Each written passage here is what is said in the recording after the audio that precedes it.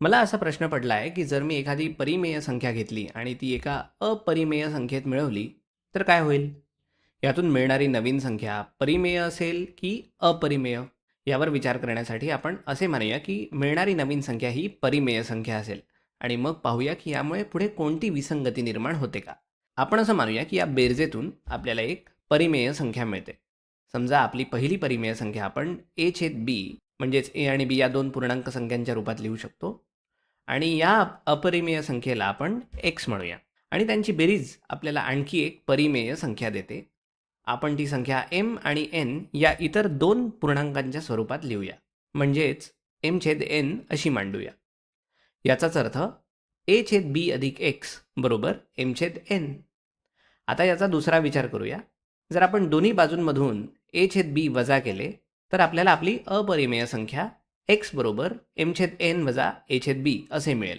आता याचा छेद समान करण्यासाठी आपण छेदात एन गुणिले बी असे लिहू शकतो आणि मग पाहूया एम छेद एन म्हणजे एम बी छेद एन बी आणि त्यामुळे अंशात एम बी येईल. मी इथे फक्त या दोन अपूर्णांकांची बेरीज किंवा वजाबाकी करतोय. ठीक आहे. वजा, आता वजा केलं तर आपल्याला काय मिळेल? N A. तर वजा एन ए आणि छेदात आपल्याला एन बीच मिळेल. मी फक्त काय केलं, या अपूर्णांकांची वजाबाकी केली आणि छेद सारखा केला, त्याच्यामुळे आपल्याला असं काहीसं मिळालं.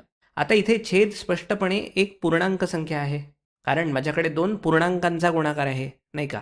बी सुद्धा पूर्णांक आहे आणि एन सुद्धा पूर्णांक आहे आणि दोन पूर्णांकांचा गुणाकार हा नेहमी पूर्णांकच असतो. आणि आता अंश पाहूया. एम बी वजा एन ए.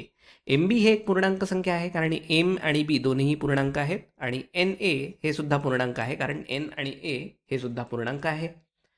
तर दोन पूर्णांक संख्यांमधील फरक किंवा वजाबाकी सुद्धा पूर्णांकच असते, त्यामुळे हा संपूर्ण अंश एक पूर्णांक संख्या असेल.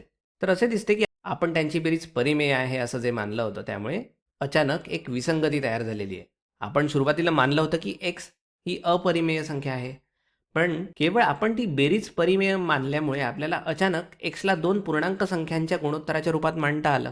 यावरून हे सिद्ध होतं की एक्स ही परिमेय संख्या असायला हवी आणि हीच ती विसंगती आहे. इथे एक खूप मोठी विसंगती दिसून येते. आपलं मूळ गृहीतक कसं होतं की एक्स ही अपरिमेय संख्या आहे, पण आता आपल्याला असं मिळते की एक्स ही परिमेय संख्या असायला हवी. त्यामुळे असं अजिबात होऊ शकत नाही. एका परिमेय आणि एका अपरिमेय संख्येची बेरीज नेहमी अपरिमेय असली पाहिजे. तर थांबा, आपण हे लिहून घेऊ.